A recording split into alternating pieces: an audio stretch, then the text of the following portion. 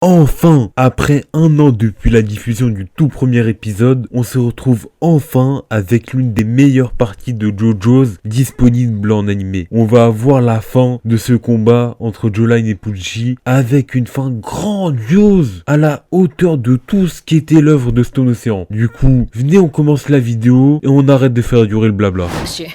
グリーンドルフィン島を脱獄するわ。あんたはどうする？州立グリーンドルフィンストリート重警備刑務所。さらば愛しの水族館。最後に一つ言っておく。時は加速する。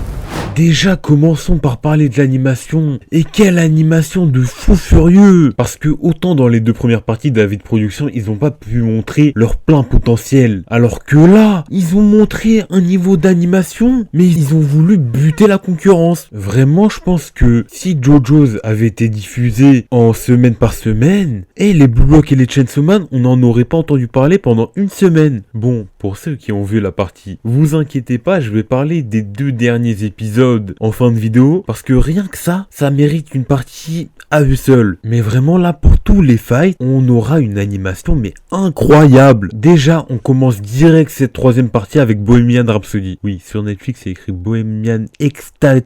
Et bref, ils ont écrit un truc bizarre, mais les copyrights, ça paye plus. Où on se retrouve avec une animation sur chaque fight individuel qui va être incroyable. D'ailleurs, petite mention incroyable pour l'adaptation de Van Gogh, parce qu'ils ont représenté Van Gogh avec un style d'animation que, en tout cas, je crois n'avoir jamais vu dans un animé. Et ça permet de donner une crédibilité au fait que Van Gogh c'était un peintre et non pas un personnage de fiction. Mais même les personnages de fiction, ils sont grave bien représentés. D'ailleurs, le fait que la Warner produise ou distribue Stone Ocean, ça a clairement dû aider pour avoir certains droits, car quand ça cite des Batman ou autres, je pense clairement que ça a dû aider. Après, on a une partie sur Versus qui est très cool, mais qui n'est pas pour autant marquante au niveau de l'animation. Sur le point où cet épisode est marquant, c'est surtout parce qu'en fait, le truc, c'est que au niveau des stratégies, puis des manières dont Araki a réussi à montrer ça, c'est du génie. Il n'y a pas d'autre mot pour, parce que il va réussir à nous caler des événements historiques, mais pas hyper connus, auxquels on n'aurait jamais pu s'attendre dans un manga. Par contre, la suite, regardez-moi ce poulet là,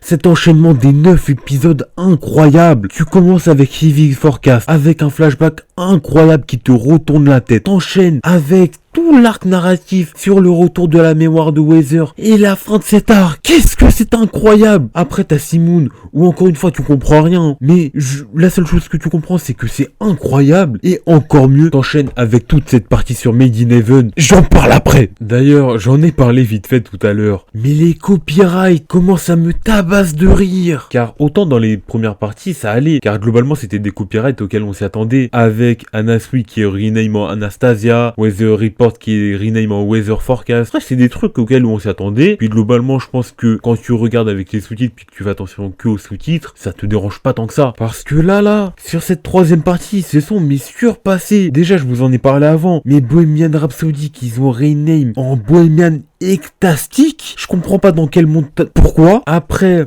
T'as Simoon avec un C qui est passé à Simoon en mode la mer de lune. Ok, vraiment chez David Productions, ils se sont surpassés. Ils ont été grave créatifs sur ce coup-là. Après, il y a l'opening. À la base des bases, l'opening, j'étais pas forcément fan de la musique. Là où, au contraire, je trouvais les images grave belles. Et vraiment, la CGI, toujours aussi parfaite. En plus, avec les références aux openings précédents, notamment avec les refs au tout premier opening de Stardust Crusaders, qui sont vraiment cool. Bon, depuis tout à l'heure, je vous parle de choses sympas, hein. Même moi, je kiffe parler de ça parce que JoJo's, je surkiffe. Mais venez, on parle du gros de cette partie. Et parlons de Made in Heaven. Vraiment, Made in Heaven, c'est le truc que j'attendais en animé depuis que je me suis mis à jour sur le manga. Et je me disais que ça allait être incroyable. Et vraiment, pour le coup, je suis mais clairement pas déçu. Bon, je parlais de l'opening précédemment. Donc parlons de l'opening version Made in Heaven. Juste un poil déçu qu'il arrive tard, car il arrive seulement au dernier épisode. Mais quelle dinguerie! Déjà, on commence l'opening avec l'apparition de Jotaro, et après, on nous prend à contre-pied en reversant l'opening, et en revenant au tout premier opening Sonochi no Sadame. Même, vous voyez,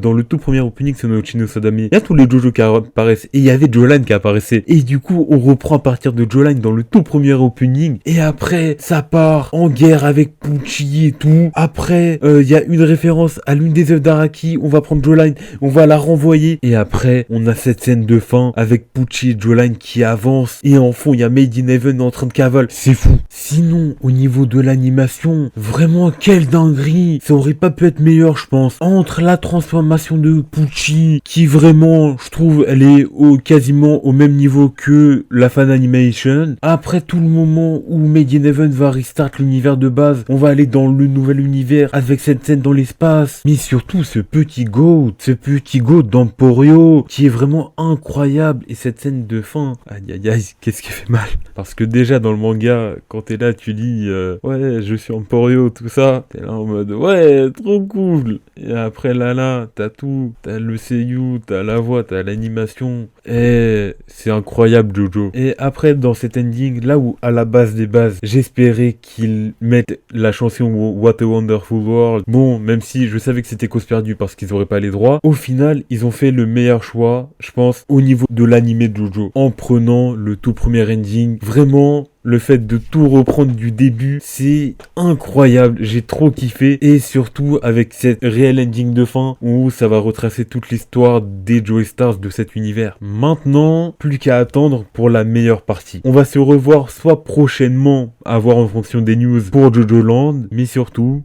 On va se revoir peut-être dans quelques années. Ou pour parler d'un tétraplégique, puis d'un mec qui fait mumuse avec ses boules. Allez, moi je vous dis... Allez, ciao!